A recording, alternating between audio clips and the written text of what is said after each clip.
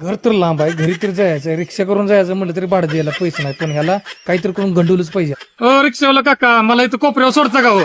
चल सोडतो बस. भाडं किती पण घेणार तुम्ही? तरी कुठं सोडायचं बघू. बरोबर, चालतंय, चला चला. अब उठ पहाड के नीचे आया, एक आयडिया करतो, घरापाशी रिक्षा नेत नाही, अलीकडे रस्त्याच्या कडला कुठेतरी दुकानापाशी उभा करतो आणि तिथनच पळून जायचं गंडवून. बरं, हा, किती झालं हो तुमचं भाडं? 70 रुपये झाले. अहो, तुमचं वय विचारत नाही, भाडं विचारते. भाडं सांगतो 70 रुपये झाले. काय बोलताय? हो आलो 2 मिनिटात पैसे घेऊन येऊन देतो तुम्हाला.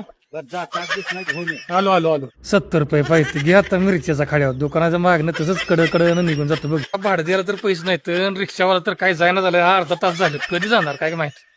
ए बाबा पैसा आण, मला जायचंय बाबा, लवकर ये.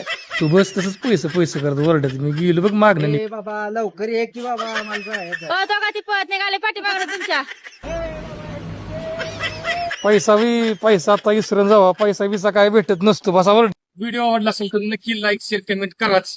आपली अशी मस्त पैकी रील्स बनवून चहा सरबत घेण्यासाठी बाजीगरच्याला भेट द्या. ते माहिनीचे रिक्षा चालक आहेत, त्यांनी पण छान ऍक्टिंग केली. दिलचे धन्यवाद. धन्यवाद सर.